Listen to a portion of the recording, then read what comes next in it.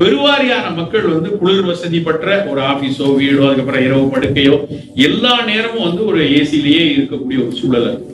நம்மள எத்தனை பேர் சைக்கிளில் நம்மளுடைய அலுவலகத்துக்கு போறோம்? இல்ல, குறைந்தபட்சம் ஒரு இருசக்கர வாகனத்தையாவது நம்ம வச்சுதான் ஆபீஸ்க்கு போக வேண்டிய ஒரு சூழல்ல இருக்கும். இந்த சூழல்ல நம்முடைய உடற்பயிற்சி மிகப்பெரிய அளவுல குறைஞ்சிருக்கு.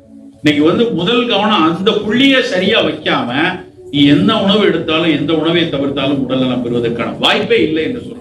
முதல் விஷயம் நடை. பல பேர் வந்து நடக்கிறது அப்படின்னா அது வந்து ஏதோ கலோரி பர்னிங் அப்படின்னு நினைக்கிறாங்க. அது கிடையாது. கலோரியும் பர்ன் ஆகுது அப்படி எடுத்துக்கலாம். நடக்கும் போது ஒரு 150 180 கலோரி 200 கலோரி அதிகபட்சம் பர்ன் ஆகும். ஆனா நடை வெறும் கலோரியை மட்டும் எரிக்கிறதா அப்படின்னு பார்த்தீங்கன்னா அது இல்லை. ஒரு சாதாரணமான ஒரு நடையில இரத்த நாளங்கள், மிக நுண்ணிய இரத்த நாளங்கள், மைக்ரோவாஸ்குலார் சொல்லுவாங்க. இன்னைக்கு ஒட்டுமொத்த உடம்புல இந்த நான் கம்யூனிகபிள் டிசீஸ்ல எல்லாத்துலயுமே பிரச்சனை என்னன்னா மைக்ரோவாஸ்குலார் டேமேஜ், அதுக்கப்புறம் இன்ஃப்ளமேஷன். நவீன அறிவியல் சொல்லக்கூடிய விஷயம், உடல்ல அடிக்கடி தேவையில்லாமல் நடக்கக்கூடிய இன்ஃப்ளமேஷனும் இந்த மைக்ரோவாஸ்குலார் டேமேஜஸ் தான் பல நோய்களை கொண்டு வரும். இந்த ரெண்டையும் கட்டுப்படுத்துவதற்கான காசில்லாத உடலுக்கு மிகப்பெரிய அளவுல கொடுக்கக்கூடிய ஒரு பெரிய விஷயம் வந்து நடைபயிற்சி. ஒவ்வொரு நாளும் நடக்கணும். நான் வந்து வாரத்துக்கு 3 நாள் நடக்கிறேன் சார். சில பேர் சண்டே லீவ் விடுறாங்க, ஆபீஸ்ல விடுறாங்க இல்லையோ, நடக்கிறதுக்கு லீவ் விடுறாங்க. நவீன அறிவியல் வேற, நீ 5-6 நாளாவது நட அப்படின்னு சொன்னவனே இவன் 5ல இருந்து இன்னும் 2 நாள்ல அடிஷனல் இயல் எடுத்து போட்டுறாங்கல்ல. சிஎல் கொடுத்தாச்சு, நம்ம இயல் சேர்த்து எடுத்து 3 நாள் நடக்கிறேன். அப்படி நடக்கிறது சரி கிடையாது. நவீன அறிவியல் அகைன் என்ன சொல்றது, ஒரு நாளைக்கு 10,000 அடிகள் நடக்கணும் குறைந்தபட்சம் அப்படின்னு சொல்றாங்க. யார் ஒருவர் சரியாக ஒரு சர்க்கரை நோயாளியோ ஒரு மாரடைப்பு நோயாளி, ஆல்ரெடி மாரடைப்பு வந்து அவதிப்பட்டவங்களோ சரியாக நடந்தாங்கன்னா அதுல கிடைக்கிற முதல் பயன் வந்து சிறுநீரகம் பாதுகாப்பா இருக்கும். ஏன்னா சர்க்கரை நோயில பெரிய பிரச்சனை, நாம் சர்க்கரை நோயாளி அப்படின்னு முத்திரை வந்துருச்சு அப்படின்னாலே சிறுநீரகத்துல கொஞ்சம் பாதிப்பு இருக்கும். அந்த சிறுநீரகத்துல இருக்கக்கூடிய லேசான பாதிப்பு மிக அதிகமான பாதிப்பாக மாறாமல் தடுப்பதற்கு நடைப்பயிற்சி ஒண்ணே போதும். நல்லா நடக்க நடக்க நடக்க அந்த உள்ள போகிற அந்த சிறுநீரகத்துக்குள்ள ரொம்ப நுண்ணிய ரத்த நாளங்கள் இருக்கும். நீங்க ஒரு சிலர் உங்களுக்குள்ள அனுபவம் இருக்கலாம். டெல்மிசார்டான் அப்படின்னு ஒரு மாத்திரை கொடுப்பாங்க. டெல்மா அப்படின்லாம் ஆங்கில மருந்து அதுல வரும். ஓல்மிசார்டான், டெல்மிசார்டான்ங்கிற மாத்திரைகளை வந்து எதற்கு பரிந்துரைப்பாங்க அப்படின்னா ரத்த கொதிப்பு குறையறதுக்கு மட்டும் இல்ல, சிறுநீரகத்துக்குள்ள போகக்கூடிய அந்த ரத்த நாளங்களுக்குள்ள அந்த வேகம், ஒரு மிக நுண்ணிய ரத்த நாளங்களுக்குள்ள அந்த ரத்தம் உள்ள போகும்போது ஒரு டர்புலன்ஸ் எஃபெக்ட் இருக்கும். எப்படி வந்து ஒரு டேம்ல ஷட்டரை லேசா திறந்தா தண்ணி பீச்சை அடிச்சு புகையா நுரையா வர்ற ஒரு தன்மை இந்த நுண்ணிய ரத்த நாளங்களுக்குள் ரத்தம் போகும்போது வரும். அதனால சிறுநீரக நாளங்கள் பாதிப்படையும். அது பாதிப்படையாமல் இருக்கணுங்கிறதுக்காக அந்த ரத்த கொதிப்பு மாத்திரையை கொடுப்பாங்க. அந்த பணியை நம்ம நடை செய்கிறதுங்கிறோம். நடக்கும்போது அந்த மைக்ரோவாஸ்குலர் டேமேஜஸ் நடக்காம சிறுநீரகம் பாதிக்காமல் இருப்பதற்கான தன்மையை கொடுக்கிறது அப்படின்னு சொல்றாங்க. இது மட்டும் இல்ல, உடல் எடை குறையும், அப்புறம் தொப்பை குறையும், மொத்தமாக ஒரு புத்துணர்வு கிடைக்குங்கிறது அடிஷனல் பெனிஃபிட். இன்னொரு மேஜரான பெனிஃபிட் என்னன்னா நடைப்பயிற்சியில வந்து மனம் குதூகலம் அடையும். நல்லா கவனிச்சு பாத்தீங்கன்னா நடைப்பயிற்சி ரெகுலரா போயிட்டு இருக்கவங்களுக்கு தெரியும், ஒருவேளை 1 நாள் 2 நாள் நடக்கலைன்னா ஏதோ ஒரு விஷயத்தை இழந்த உணர்வு நமக்கு வரும். ஒரு தினசரி ஒரு மனதிற்கான ஒரு பயிற்சியும் அது ரொம்ப முக்கியம். சரி, எப்படி நடக்குது? அப்படியே விண்டோ ஷாப்பிங் பாக்குற மாதிரி பராக் பார்த்துட்டு மெதுவா நடக்கிறதுக்கு வந்து நடைப்பயிற்சின்னு பேரு கிடையாது. நல்ல கைகளை வீசி நடக்கும். கைகளை வீசி ஓரளவுக்கு ஓடுவதற்கு முந்தைய அளவுல நம்ம நடை பண்றதா ரொம்ப சிறப்பான ஒரு விஷயம், ரொம்ப முக்கியமான விஷயம். அதான் பூங்காக்கள் வந்து உருவாக்குனதுல மிகப்பெரிய பலன் வந்து நடைதான். சென்னையில வந்து பெரிய அளவுல கூட்டம் வந்திருக்கு. அது ரொம்ப வரவேற்கக்கூடிய ஒரு விஷயம். ஆனா என்ன ஒரு வேதனையான விஷயம் சில நேரத்துல நடக்குன்னா, நடக்கும் போது என்னதான் பேசுவாங்களோ தெரியாது. எடப்பாடி என்ன பண்ணாரு, மோடி என்ன செய்யறாரு, இவன் சரியில்லை, அவன் சரியில்லை, அது இல்லை, சத்தமா ஒருத்தர் பயங்கரமா, அது ஒரு 3 கட்சி 4 கட்சிக்காரங்க இருந்துட்டாங்கன்னு போதும் அப்படி ஒரு விவாதத்தோட நடப்பாங்க. அது தவிர்க்கப்படலாம். நீங்கள் வந்து ஒரு நடை முடித்து விட்டு கொஞ்ச நேரம் அதை பத்தி விவாதிக்கலாம், தப்பு இல்லை.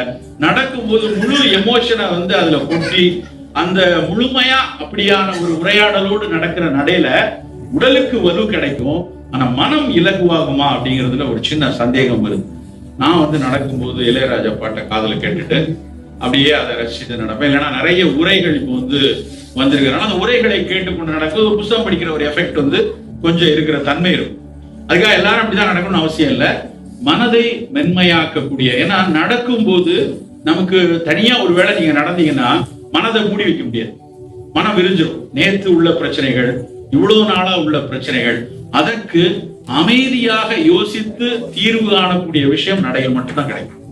அதுவும் காலையில எழுந்த உடனே நம்முடைய மூளை இரவெல்லாம் பித்தம் கூடியிருக்கும். எங்களுடைய சித்த மருத்துவ புரிதல் படி பித்தம் புத்தியை மிக அதிக அளவுல ஆக்கிரமிக்கக்கூடிய விஷயம் பித்தம் தான்.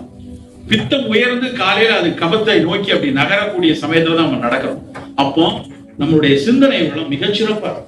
அப்ப நம்மளுடைய தீர்வுகள், நமக்கு ஒரு ரொம்ப நாளா ஒரு முடிவெடுக்க வேண்டிய ஒரு சூழல் இருந்தாலோ, அன்றைக்கு செய்ய வேண்டிய பணிகள் குறித்த விஷயம் இருந்தாலோ, அது மிகப்பெரிய அளவுல ரொம்ப இலகுவாக நடக்கும். இதெல்லாம் தாண்டி ஒரு அஜிடேட்டட் மைண்ட் இருக்குன்னு வச்சுக்கோங்க. இன்னைக்கு பிரச்சனையே அந்த வார்த்தை தான், ரொம்ப முக்கியமான வார்த்தை.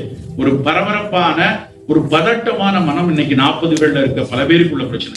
அந்த பரபரப்பான பதட்டமான மனதுல நம்மளால சில தீர்வுகளை சரியா எடுக்க முடியாது. அந்த தீர்வுகளை அதை டியூன் பண்ணி தருவதற்கு அந்த நடைப்பயிற்சியில் உள்ள மனம் மிகப்பெரிய அளவுல உதவி செய்யும். இவ்வளவு பயன் இருக்கிற நடைப்பயிற்சியை நம்ம விடவே கூடாது, மிக மிக முக்கியம். நடந்து முடிச்சுட்டு ஒரு 10 நிமிட ஓய்வுக்கு அப்புறம் நீங்க மூச்சு பயிற்சியோ, ஆசன பயிற்சியோ, தியான பயிற்சியோ எது வேணாலும் நம்ம எடுத்துக்கொள்ளலாம். அது ஒரு 20 நிமிடம் எடுத்துக்கொள்ளலாம். யோகாசனத்துக்கும் மதத்திற்கும் துளி கூட சம்பந்தம் கிடையாது. நல்லா தெரிந்து கொள்ளுங்க. மதங்களை எதிர்த்தவர்கள் தான் யோகாசனத்தை படைச்சவங்க. மதங்களை எதிர்த்தவர்கள் தான், கடவுள் இல்லை என்று சொன்னவர்கள் தான் மூச்சு பயிற்சியை சொன்னாங்க. ஆனா உள்டாவா மாறி போச்சு. மொத்தமா அது மதங்களால் கைப்பற்றப்பட்டு மதத்தின் அடையாளமாகப்படுது. நமக்கு அவசியமே இல்லை. நம்ம எந்த மதமாக இருக்கலாம், எந்த இனத்தவராக இருக்கலாம், எந்த ரேஸா இருக்கலாம், என்ன வேணாலும் இருக்கட்டும். இது மனிதன் கண்டறிந்த உள்ளுறுப்புகளுக்கான உடற்பயிற்சி. அதை நெறிப்படுத்தியிருக்காங்க பல வகையில நெறிப்படுத்தி நிறைய. அதுக்கப்புறம் இந்த சிவானந்த சுவாமிகள் மாதிரியானவங்க முதல்ல அதை உடல் நலத்துக்காக அதை திரும்ப மீட்டெடுத்து கொண்டு வந்தாங்க. அதுக்கப்புறம் பல ஸ்கூல் ஆஃப் யோகாஸ் திரும்ப அதை மதங்கள்ல இருக்கக்கூடிய மதக்கூடங்கள் அதை ஒரு எப்படி கிறிஸ்துவ மதம் ஒரு பள்ளிகளையும் கல்வியையும் ஒரு விஷயமாக வைத்து தங்களுடைய மத போதனைகளை வைத்தாங்களோ, அது மாதிரி இன்னைக்கு யோகத்தை அவங்க எடுத்துட்டு போறாங்க.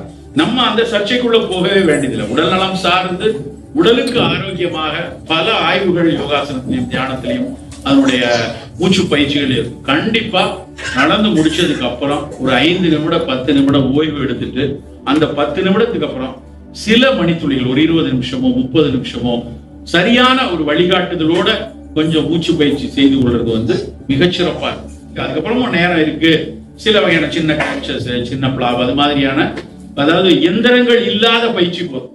உடலினுடைய எடைய கைகளால் கால்களால் தாங்கி செய்யக்கூடிய பயிற்சி தான் மிகச்சிறப்பு என்று உலகம் முழுக்க இருக்க உடற்பயிற்சியாளர்கள் சொல்றாங்க. நம்ம ஒரு மிஷினை வச்சு இழுக்கணும், ஒரு எடையை நம்ம தூக்கணும்னு அவசியம் இல்லை. உன் எடையை உன் கைகளும் உன் கால்களும் தாங்கக்கூடிய பயிற்சிகள். அதான் அன்னைக்கு இருக்கிற நம்மளுடைய குஸ்திமான்கள்ல இருந்து எல்லாரும் நமக்கு பயிற்சி கொடுத்தது அதுதான். தண்டாலோ பஸ்கியோ அது மாதிரியான விஷயங்களை நம்ம செய்து கொள்றது உடலை இருக்குவதற்கும் பயிற்சிக்கும் ரொம்ப முக்கியம். இதை செய்யாம எந்த உணவாலையும் எந்த மருந்தாலையும் முழுமையான ஆரோக்கியத்தை பெற முடியும்.